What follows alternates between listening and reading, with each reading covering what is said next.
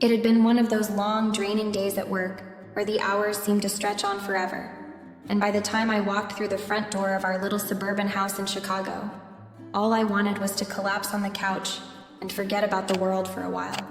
The house was unusually quiet. No television blaring, no phone ringing, no one arguing over the last cookie or complaining about the laundry. It was a relief, honestly. Just the calm silence that comes with being alone. I had always loved the stillness of evenings, especially after the chaos of a busy day. I kicked off my shoes at the door, leaving them in the hallway, and made my way into the living room. The sun had already set, casting the room in soft shadows, and I pulled my favorite blanket from the back of the couch before curling up with a book I had been meaning to finish for weeks. The weight of the day, the exhaustion, seemed to melt away as I sank into the familiar comfort of my worn-out couch cushions. For a moment, everything felt peaceful. Ethan, my stepson, was in his room, likely doing his usual routine of either scrolling through his phone or listening to music. He had moved in with me a few months ago after his father's sudden passing, and although we had settled into a sort of rhythm, it was still different. I loved him like he was my own son, but things hadn't been easy. He was grieving, and sometimes I could see it in his eyes, that faraway look, the kind you get when the weight of loss pulls you down, and you just don't know how to shake it off. I tried my best to give him space while being there for him when he needed me, but it wasn't always clear what he wanted. I opened my book, my eyes skimming the pages, but the words were a blur. It was one of those nights when the mind doesn't shut off. My thoughts kept wandering back to Ethan. I knew he was still struggling, even though he didn't talk about it much. I couldn't help but feel that quiet ache in my chest for him. The ache that comes when you watch someone you care about trying so hard to stay strong, but breaking on the inside. It felt like a weight we both carried, unspoken yet heavy, just hanging between us. I shifted, closing my book and placing it on the coffee table. The soft creak of floorboards from the hallway pulled me out of my thoughts. I wasn't sure what had caught my attention, the sound of footsteps or the sudden shift in the air. But I looked up just as I heard a soft knock on my bedroom door. It was faint, almost hesitant, like Ethan wasn't sure if he should disturb me. But it was enough. My heart skipped a beat, and I sat up, pushing the blanket aside. "Come in," I called out, surprised at how my voice sounded softer than usual. The door creaked open just enough for Ethan's head to peek through. He stood there for a moment, his expression unreadable, his gaze drifting down to the floor like he was trying to decide if he really wanted to be here. It was almost like he was torn between needing something and not wanting to ask for it. "Hey," he said quietly, his voice a little rough, like he hadn't spoken much all evening. "Can we talk?" I felt a lump form in my throat. My first instinct was to ask what was wrong, but I knew better than to push. Ethan had always been the kind of person who kept his emotions close to his chest, especially since his dad passed. It had been hard on him, harder than I think he was letting on. He was a grown man now, 22, but the loss had made him seem so much younger sometimes, vulnerable, even though he'd never admit it. "Of course," I said, shifting over on the couch, making room for him. I watched as he hesitated for a moment before walking in and sitting down beside me. We both avoided eye contact, the silence between us feeling thick and heavy, like there was something unspoken hanging in the air that neither of us wanted to bring up. Ethan leaned back slightly, his arm brushing against mine. I could feel the warmth of his skin through the thin fabric of my sweater, and I tried not to focus on it. It wasn't like me to get distracted by something so trivial, especially with everything going on, but something in the way he moved, something in the space between us, made my stomach tighten. Maybe it was just nerves. Maybe it was just me. "Everything all right?" I asked, trying to sound casual, though I felt a knot forming in my stomach. Ethan didn't respond immediately, and when he did, it was like he was testing the waters, unsure of how much he could say without feeling like he was burdening me. I could see it in his eyes, the vulnerability that he hid so well. "Yeah, just needed to talk, I guess," he said, his voice barely above a whisper. "About my dad." The mention of his father, even after all this time, still hit me hard. It was as if I could feel the grief all over again, even though we had both been through it so many times. Ethan's father had been a good man, and his passing had left a hole in both of our lives. I could see it in Ethan's face every time the subject came up. I could see it now, as he sat there beside me, distant and yet closer than ever.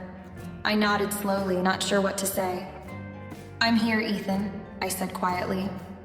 "If you want to talk, I'm all ears." He took a deep breath and let it out slowly, clearly struggling with the words. I felt the weight of his emotions in the air between us, heavy and undeniable. I wanted to reach out, to comfort him, but I didn't know how. There were moments like this one, when everything felt so real and raw. And as he sat there next to me, I couldn't help but feel like something was shifting, something that neither of us had expected. The silence between us stretched on as I waited for Ethan to say something more. He sat there, fidgeting slightly, his fingers absently tapping on the armrest, and I could feel the weight of everything he wasn't saying. He was still looking at the floor, as though he was trying to figure out how to say what was clearly on his mind. It made my heart ache for him. His father had passed away only a few months ago, and I knew it hadn't been easy for him. Hell, it hadn't been easy for any of us. But Ethan, he'd always been the quiet one, the one who kept everything bottled up inside. I didn't rush him. He'd talk when he was ready, I told myself, even if that meant waiting in silence for a while. I could feel my own anxiety building, though. There was something in the way he was avoiding eye contact that made it feel like the air between us was suffocating. I couldn't help but wonder if he'd been holding this all in for so long that it had finally bubbled to the surface. Finally, he shifted in his seat, lifting his head just enough to meet my gaze. His eyes were tired, red-rimmed, and full of something I couldn't quite place. There was a flicker of emotion there. Anger, sadness, maybe even confusion. And it took me by surprise. Ethan had never been one to wear his heart on his sleeve. He was the kind of person who kept everything close to the chest, especially since his dad's death. But now, as he looked at me, I saw something else in him. He was struggling to figure out how to carry on, to figure out what to feel. "I don't know how to deal with this," Ethan said quietly, his voice hoarse, cracking slightly.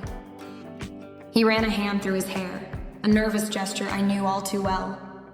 I mean, one minute everything's fine, and then the next, it's like everything's just gone.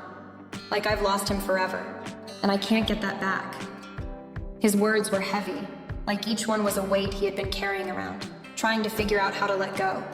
I could feel the tension building between us, thick and suffocating. But I didn't interrupt. I let him speak, let him get the words out, even if they were tangled and broken. He was hurting, and I could see that now more than ever. "I keep thinking about how things could have been different," Ethan continued, his voice lower now, barely above a whisper. "I should have, spent more time with him, talked to him more. Maybe I could have done something. I could have saved him." His words hit me like a slap, and I felt a pang of guilt in my chest. "Ethan, no," I said, my voice gentle but firm. I reached out to place a hand on his shoulder, squeezing it lightly, trying to convey the comfort I wasn't sure I could find the words for. "This wasn't your fault. You couldn't have done anything. You don't need to carry that on your shoulders." He shrugged slightly, pulling away from my touch just enough to put a little distance between us. But his eyes never left mine, and in that moment, I could see the pain he was in. It was raw and real, and for the first time in weeks, I felt like he wasn't hiding it from me. I wasn't just his stepmother anymore. I was someone he could talk to, someone he was reaching out to in his own way. I just feel, His voice trailed off and he let out a breath, frustrated with himself. "I feel like I should be over this by now, but I'm not. I don't know how to be. It feels like I'm just stuck." I watched him closely, my heart aching for him. I didn't know what to say that could make this better. No words could undo the hurt he felt. But I could listen, and I could be here for him. And maybe that was enough, for now. "I get it," I said softly. "Grief doesn't have a timeline. You don't have to have all the answers right now. Just don't keep it all inside, okay? You don't have to carry this by yourself. Ethan nodded slowly, but I could tell he wasn't fully convinced. There was so much more he wasn't saying, so much more I didn't know. And yet, in this small, quiet moment, I felt closer to him than I ever had before. It was as if the walls between us were finally coming down, piece by piece. But neither of us was quite ready to face what that meant yet. For now, though, I could see the weight in his eyes, the burden of unspoken grief, and I made a promise to myself that I wouldn't let him carry it alone. The room felt quieter after Ethan spoke, like the weight of his words had swallowed up all the sound around us. I could still feel the faint echo of his confession hanging in the air, and as much as I wanted to just leave it there, I knew it wasn't enough. I knew that if we were going to get through this, I needed to let him say what was on his mind, no matter how uncomfortable it might make me. So, I gently nudged him, trying to keep my voice steady, despite the knot in my stomach. "Do you ever miss him?" I asked, my voice soft, almost hesitant. "Your dad, I mean." He looked at me for a moment, as if he was trying to decide whether or not to answer. His gaze flickered away from mine, down to his hands, which were clenched tightly in his lap. For a long while, he didn't respond. I could see the muscles in his jaw tightening, like he was holding something back. "I don't know," he finally murmured, his voice so small it was almost lost in the quiet room. "I miss him sometimes. I miss the way things used to be, when everything felt normal. But then I get so angry that he's gone, and I feel like I shouldn't miss him. Like it makes me weak. Like maybe I should be stronger." I watched him closely, feeling the pain in his words, the frustration that he couldn't just let himself grieve without guilt eating at him. It was like he was caught in this constant loop of emotions. Guilt for missing his dad, guilt for not being able to let go, guilt for needing something that no longer existed. "Hey," I said, my voice more firm now, not letting him slip back into that place of self-blame. "Grief doesn't have a rule book, Ethan. You can miss him and be angry at the same time. It doesn't make you weak, it makes you human." He didn't respond right away, but I could see the conflict in his eyes. The walls he'd put up for so long were slowly coming down, but not completely. There was still something he was holding back, something that he wasn't ready to share. "I just don't want to be like him," Ethan said, finally meeting my eyes again. "I don't want to be stuck like he was. I don't want to end up living in the past, always looking back, wondering what could have been." I felt a sudden pang in my chest, hearing that. I knew exactly what he meant. Ethan's dad had struggled with his own demons, and maybe that's why Ethan had always been so determined to avoid facing his feelings. He didn't want to be like his father in any way, didn't want to repeat his mistakes. But the truth was, Ethan was already starting to build his own walls, just like his dad had done. And I couldn't help but worry that he was too young to carry that kind of burden alone. "You're not your dad, Ethan," I said gently, taking a deep breath. "You're not stuck, and you don't have to follow the same path he did. You're still figuring out who you are. You don't have to have all the answers right now, and you don't have to be perfect. Just take it one day at a time." There was a long silence between us then. Ethan's eyes never left mine, and I could feel the weight of the conversation between us, growing more intimate with each passing second. The rawness of it all was overwhelming, but it was also something we needed to share. In some strange way, I felt like we were both letting go of the past, even if we didn't fully understand how or why. Ethan nodded slowly, but he still seemed unsure, like he was trying to reconcile everything he'd been carrying inside with what I was telling him. "I guess I just don't want to let anyone down, especially you." I felt a rush of warmth in my chest at his words, even though I knew they came from a place of uncertainty. It made me realize how much pressure he had been putting on himself, how much he cared about keeping me from worrying, even if he wasn't sure how to express it. "Ethan, you're not going to let me down," I said, the words coming out more softly than I intended. "You don't need to carry all of this alone. I'm here for you. Always." For a moment, I thought he was going to say something else, maybe admit more of what he was feeling. But instead, he just nodded again, his shoulders relaxing slightly. He let out a long sigh, like he was releasing some of the tension that had built up inside him. I didn't push him to say more. Sometimes silence was enough. Sometimes just being there for each other was all we needed. But I couldn't ignore the way I felt when he was near, how my own heart seemed to ache in a way I couldn't quite explain. It wasn't the same ache I felt when I saw his pain. It was something else, something deeper. But I kept those thoughts buried for now. There would be time later to figure them out, I told myself. For now, we had this moment, this connection. And in that brief, fragile space, I felt a shift between us, a deeper understanding that neither of us had expected, but both of us were starting to embrace. The silence that followed felt almost too loud. We sat there side by side, the weight of everything we had just shared hanging heavily between us. I could feel Ethan's presence beside me in a way I hadn't before, like his proximity had shifted the air around us. His body language had softened, but there was still an underlying tension, a quiet awareness that neither of us wanted to address. I couldn't quite put my finger on it, but something had changed between us. It wasn't just the conversation. It was the way he had looked at me, the way his voice had trembled with emotion. I had comforted him in the only way I knew how, but I couldn't ignore the way my heart had raced when he had opened up to me. I could feel the subtle shift in the dynamic between us, a tension I hadn't noticed before, even when I had been a mother to him. It was like something else was starting to bubble beneath the surface, something neither of us was ready to confront. I tried to push the thought away, but it clung to me like an unspoken truth. There was a familiarity to it, something that had always been there, but now it felt like it was threatening to change everything. The way Ethan was sitting a little closer than usual, the way his hand brushed against mine when he reached for the remote, the way he glanced at me from the corner of his eye when he thought I wasn't looking. It was like we were both dancing around something unspoken, something neither of us had the words for. My heart fluttered nervously in my chest, and I hated how quickly it happened. I hated that I was even noticing it, this pull, this strange intensity.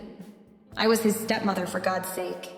He was just trying to cope with the loss of his father, and I was supposed to be the one offering him comfort, not becoming a part of this tangled mess of emotions. But every time I looked at him, I couldn't shake the feeling that I was seeing him differently. It wasn't just the vulnerability he had shown me tonight. It was something deeper, something that went beyond grief. I wondered if he could feel it too, the quiet shift between us, the strange awareness that neither of us knew how to navigate. We watched TV for a while in silence after that, the tension between us hanging in the air like an invisible thread. The soft hum of the television was the only sound, but it didn't fill the space between us. It only seemed to highlight the growing distance I felt from the version of myself I used to be. I wasn't sure what to do with these feelings, but I knew they were there, just beneath the surface, waiting for us to acknowledge them. As the evening wore on, I caught him looking at me more than once, and each time it sent a small jolt through my chest. I tried to focus on the show, tried to push the thoughts away, but they lingered, unwelcome and unsettling. I didn't want to be the kind of person who overthought things, who read into small gestures, but it was hard not to when every glance from him felt loaded with meaning. Finally, Ethan stood up to go to his room, his movements stiff and deliberate. "Thanks for listening," he said, his voice quieter now. "I'll see you in the morning." "Anytime," I said, my own voice tight. He turned, his back to me as he walked down the hallway, and I couldn't help but feel the absence of him already. As the sound of his footsteps faded, I let out a slow breath, trying to calm the storm brewing inside me. But it wasn't just my own heart I was concerned about now. It was the quiet, subtle shift in our relationship that seemed to be growing with every passing moment. I stayed in the living room, the weight of it all pressing down on me. I wasn't sure what this was between us, whether it was just the rawness of grief, the complicated dynamics of step-family life, or something else entirely. But I couldn't ignore it anymore. I couldn't pretend that things were the same as they had been just days ago. This was something new, something uncharted, and I had no idea where it was going. The next morning, I woke to the soft light streaming through the curtains, casting long shadows across the room. The house was eerily still, as though it too was holding its breath. I didn't want to get up, didn't want to face the day with the weight of last night still sitting on my chest. But the sun had already risen, and I knew I had to go through the motions. The lingering tension between Ethan and me felt like a physical presence in the room, a heaviness that neither of us had acknowledged, but both could feel. I slipped into the kitchen, trying to shake off the sense of unease that seemed to cling to me like a second skin. I began preparing breakfast, the familiar routine grounding me in the midst of everything else. The smell of coffee filled the air, and I tried to focus on that, a simple, comforting act that I could still rely on. But my thoughts kept drifting back to last night. Ethan's words, the way his eyes met mine, the quiet understanding that had passed between us. It was all too much to process, but I couldn't push it away, not this time. Ethan came into the kitchen a little later, his hair messy from sleep, his eyes a little bloodshot. I could tell he hadn't slept well, though he tried to mask it with a half-hearted smile. He didn't say anything right away, just leaned against the counter, his arms crossed over his chest as he watched me with a quiet intensity. The air between us was thick, like there was something unsaid, something hanging between us that neither of us had the courage to address. "Morning," he muttered, his voice still rough with sleep. I nodded, my throat tight. I tried to smile back, but it felt forced, like I was playing a role I didn't understand. The normalcy of it felt wrong, too normal for the space we were both in right now. I continued with the breakfast preparations, trying to keep my focus on the task at hand, but I could feel his eyes on me. Every time I glanced up, his gaze was fixed on me, though he quickly looked away if our eyes met. There was an awkwardness to it, an undercurrent that neither of us knew how to navigate. It was like we were both pretending that everything was fine, but deep down we knew it wasn't. "Thanks again for last night," he said quietly after a long pause, breaking the silence between us. The words hung in the air, soft and vulnerable. I don't know what I would have done if you hadn't been there." The sincerity in his voice made something inside me tighten. I didn't know what to say, how to respond. "You don't have to thank me," I said, my voice softer than I intended. "I'm your stepmom. I'm here for you always." He nodded, but there was something in the way he looked at me that made me uneasy.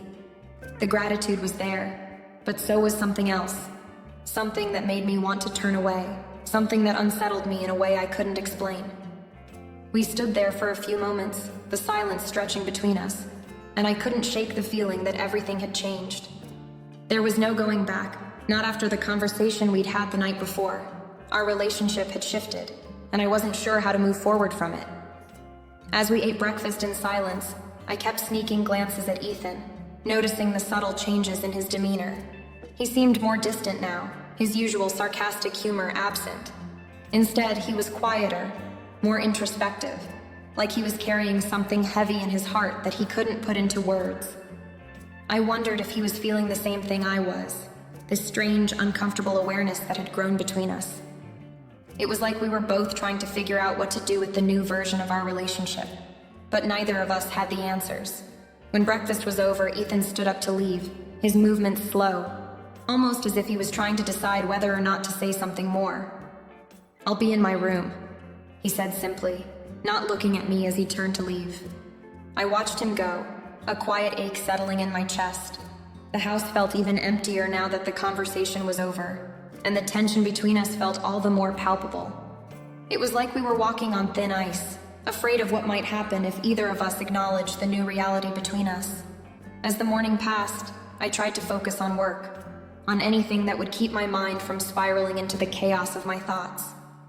But I couldn't escape it. I couldn't escape him, the way his presence seemed to fill the space around me, the way everything felt different now. It wasn't just grief, and it wasn't just the loss of his father. It was something else, something I didn't understand, something that scared me, and it scared him too. As the week went on, the subtle changes in Ethan's behavior became more noticeable. It was like everything had shifted just beneath the surface, and we were both trying to navigate it without acknowledging what was really happening. We moved through our days with an odd mix of normalcy and tension, as if we were walking a fine line between what was comfortable and what was becoming too close, too intimate. One evening, we had dinner together in silence, the kind of silence that used to be easy between us, but now felt like an invisible wall was slowly rising between us. I noticed how Ethan moved, slower than usual, more deliberate. It wasn't the careless, easygoing guy I used to know. It was someone else entirely, and it was hard to ignore. Every glance he cast toward me seemed heavier, more loaded with meaning, and every word that passed between us felt like it held more weight than it should. I tried to keep my mind focused on the food, on the fact that I needed to get through this evening without letting my thoughts spiral out of control. But it wasn't working. My attention kept drifting back to Ethan, his hand as it brushed against his glass, the way he'd occasionally meet my eyes and hold my gaze a little too long before looking away. Each time my heart would race, and I'd quickly turn my attention elsewhere, trying to bury the feelings that were starting to bubble up inside of me. We finished the meal without much more than small talk. Ethan didn't joke like he usually didn't make his usual sarcastic comments that would normally make me laugh. Instead, he seemed lost in his own thoughts, quiet in a way that felt almost too intentional. The moments between us felt charged, even though we weren't saying anything. Afterward, we did the dishes together, an old routine we'd fallen into over the months. It should have been normal, something we'd done countless times before. But tonight, it was different. As I passed him a dish to dry, our fingers brushed. The sensation was electric, and for a brief moment, I froze. I felt him freeze too, just for a second, before he quickly went back to what he was doing. But I couldn't shake the way my body responded to the touch, the way his presence seemed to overwhelm me, even in the quiet moments. I appreciate you being here for me, Ethan said suddenly, his voice soft, almost tentative. It caught me off guard, and I turned to face him, surprised by the vulnerability in his tone. His eyes met mine again, but this time, they were searching, like he was trying to figure something out. I told you before, I'm here for you. You're not alone in this, I said, trying to keep my voice steady. But I wasn't sure if I was reassuring him or myself. The truth was, everything felt out of place. The walls that I'd always kept between us seemed to be crumbling, and in their place was something that I couldn't put into words. Ethan didn't respond right away. Instead, he just nodded, his gaze lingering a little longer than usual. We stood there for a moment, the sound of water running filling the space between us, until he looked away, as if to break the tension. Thanks, he muttered, his voice barely above a whisper, as if admitting his gratitude was a struggle in itself. He wiped his hands on a towel and walked out of the kitchen without another word. I stood there staring after him, my heart pounding in my chest. What was happening? What was this feeling I couldn't shake? This weight pressing on my chest? It was like something was hanging between us, unspoken and heavy, yet neither of us was brave enough to say it out loud. The rest of the evening passed in a haze, as if we were both avoiding something we knew was inevitable. I couldn't deny the change that had taken place between us. The moments of closeness, the accidental touches, the lingering glances. They were all pieces of a puzzle I didn't know how to solve, but I could feel it, deep in my bones. The unspoken tension was growing, and I wasn't sure how long we could keep pretending that everything was normal. Neither of us was ready to face it, but I knew that sooner or later, we would have to. The weight of the feelings that had been left unsaid was too much to bear for long. We both knew it. The days dragged on, but the tension between Ethan and me only seemed to intensify. We were both trying to keep our distance, trying to act like nothing had changed, but it was impossible to ignore the quiet, electric connection that lingered in the air. It was like we were both walking on eggshells, carefully navigating a space that felt like it was constantly on the edge of breaking. Every conversation felt laced with unspoken words, with feelings neither of us wanted to confront. One evening, after we'd had dinner, another quiet, almost mechanical meal, where we both just went through the motions, I found myself in the kitchen, rinsing dishes while Ethan dried. The rhythm of our actions was comforting in a way, something familiar that helped anchor me to the present. But even as we worked side by side, the space between us felt charged, heavy. As I reached for another dish to rinse, Ethan's voice broke the silence, low and hesitant. "I don't know what I'd do without you, Emma," he said, his words almost a whisper. The sincerity in his tone made my heart stutter in my chest. I wasn't prepared for it. I wasn't prepared for him to say something like that when every part of me was already so aware of the shift in our relationship. I turned to face him, unsure of what to say. His eyes met mine, searching, like he was waiting for me to say something, anything. His gaze was so intense, so full of emotion, that it made my throat tighten. There was no hiding it anymore. The bond between us had deepened in ways I hadn't been prepared for, and it was becoming impossible to deny. "Ethan, you don't have to," I started, but my words trailed off as I saw the vulnerability in his expression. I couldn't finish the sentence. I couldn't say anything that would take away from what he was feeling. He needed to say this, even if I wasn't sure what it meant. He didn't look away.